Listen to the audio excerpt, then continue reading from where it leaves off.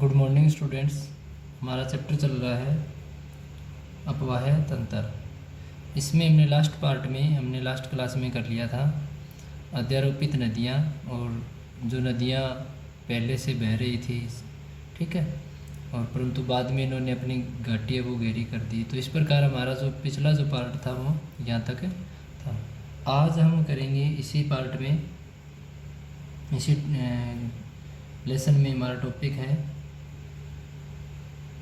जल विभाजक। जल विभाजक यानी जल को बांटने वाला जल विभाजक, ठीक है। तो सबसे पहले हम एक डायग्राम बनाएंगे। यहाँ मान लीजिए कोई यहाँ ये मैदानी भाग है और उसका कुछ भाग ऊपर उठा हुआ है, ठीक है। फिर ये ऐसे आ गया, यहाँ से कोई नदी आ रही है और वो नदी इधर भी बह रही है, ठीक है, और इधर भी जा रही है। जल है वो दो भागों में बंट गया, तो इसे क्या कहेंगे? जल विभाजक, ठीक है। तो इसकी परिभाषा क्या रहेगी? उठा हुआ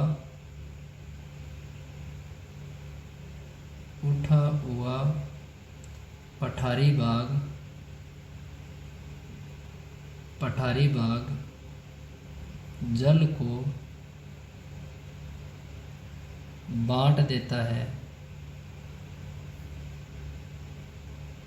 जल विभाजक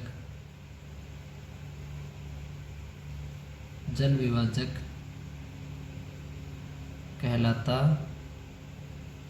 है, ठीक है। और इसके अगर उदाहरण में देखें तो हमारा अम्बाला,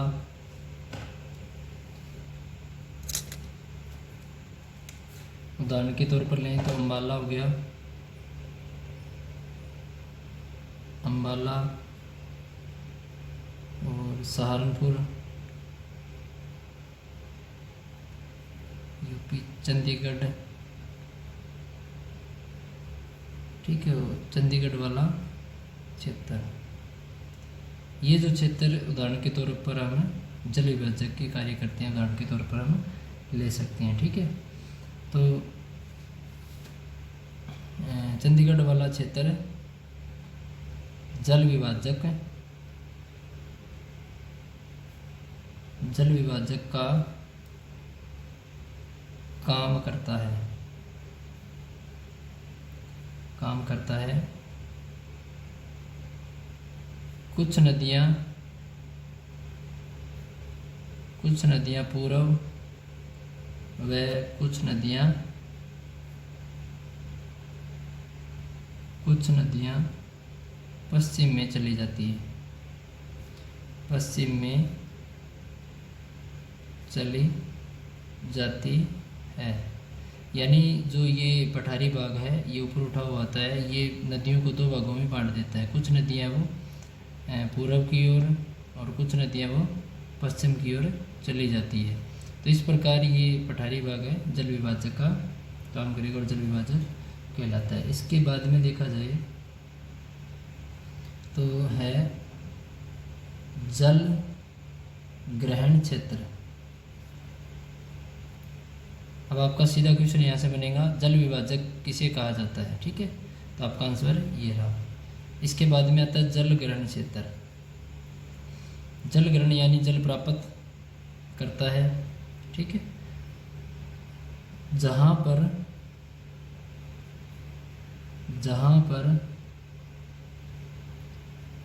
अन्य नदियाँ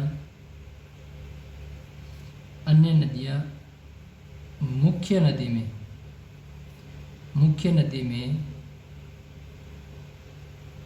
आकर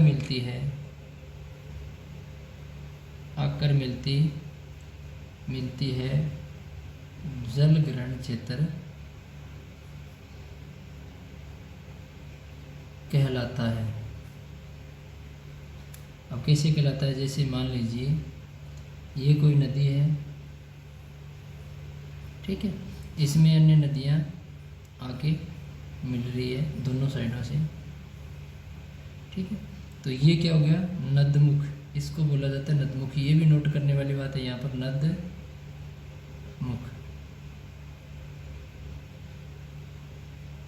ठीक है, तो ये जो नदियाँ आकर मिलती है, जो ये क्षेत्र है सारा, ये क्षेत्र है दोनों साइड में, इसे बोला जाता है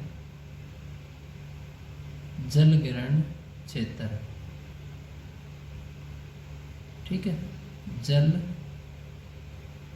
ग्रहण क्षेत्र सारे को बोला जाएगा। ठीक है, सारे को कुल मिलाकर ये। आगे है अपवाह, अपवाह प्रतिरूप। प्रतिरूप का अर्थ होता है किस प्रकार की आकृति का निर्माण होता है।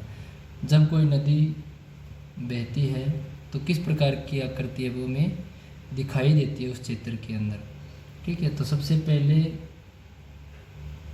अपवाह जो हमारा प्रतिरूप है, ये एक अपवाह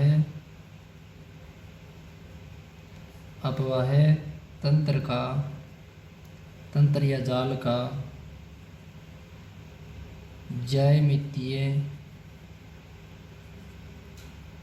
ज्यामितीय प्रतिरूप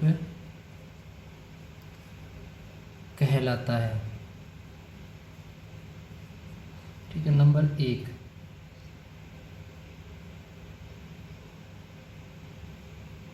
डायग्राम से समझेंगे इसको। जैसे ये कोई नदी है, ठीक है, मुख्य नदी है, यहाँ से इसका उद्गम हुआ है और ये बह रही है इस दिशा में। ठीक, अब इसमें कुछ नदी आकर मिल जाती है।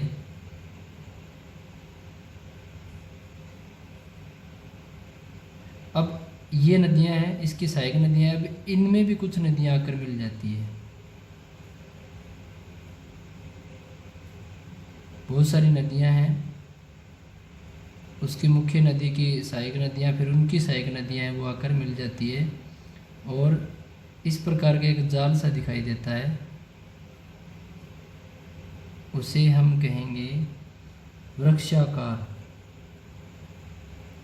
वृक्षाकार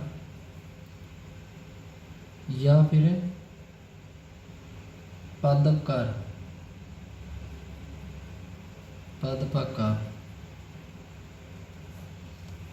पेड़ की तरह। ठीक है, प्रतिरूप नंबर 1। ठीक, तो जो मुख्य नदी के अंदर कुछ सहायक नदियाँ आकर मिलती है, फिर उनकी कुछ सहायक नदियाँ आकर मिलती है, और जिस आकृति का निर्माण होता है उस क्षेत्र के अंदर या उस अपवाह तंत्र के अंतर्गत, तो उसे बोला जाता है वृक्षाकार प्रतिरूप। ठीक है, उसके बाद में देखा जाए 2 नंबर पर है हमारा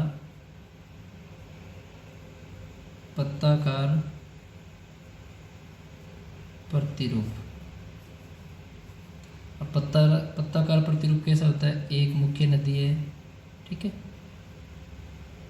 मुख्य नदी, उसके अंदर कुछ सहायक नदियाँ आकर मिल जाती है और इस प्रकार की आकृति का निर्माण करती है, तो उसे क्या कहेंगे?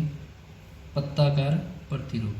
ठीक है, तो इसकी आप व्याख्या करेंगे इसके वृक्षाकार की, तो इसमें आप लिखेंगे वृक्षाकार प्रतिरूप इस प्रकार का प्रतिरूप होता है जिसके अंदर कुछ मुख्य नदियाँ आकर मुख्य नदी के अंदर कुछ सहायक नदियाँ आकर मिलती है और फिर उनकी सहायक नदियाँ वो उन जो मुख्य नदी की सहायक नदी उनमें आकर मिलती है और एक प्रतिरूप का निर्माण होता है, जाल का निर्माण होता है, उसे वृक्षाकार प्रतिरूप कहा जाता है।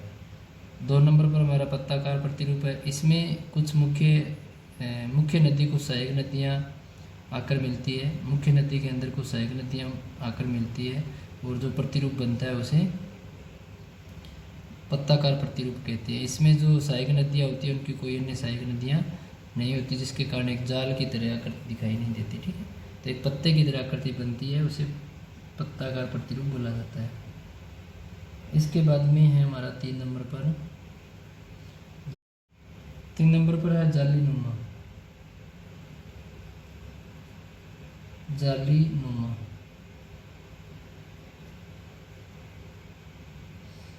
जाली नुमा में क्या होता है, थोड़ा सा आपको लिखना पड़ेगा। जब नदी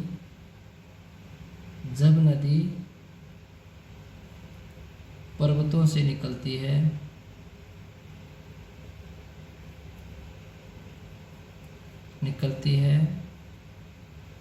और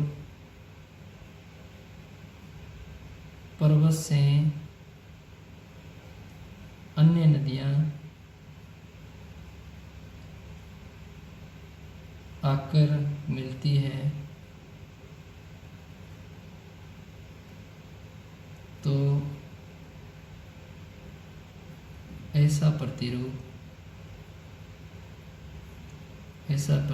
बनता है। समझते हैं इसको। जब नदियाँ पर्वतों से निकलती है और पर्वतों से अन्य नदियाँ आकर मिलती है, तो ऐसा प्रतिरूप बनता है। कैसा बनेगा? मान लीजिए ये पर्वत है, ठीक है। अब यहाँ से क्या है, कोई नदी है वो बह रही है,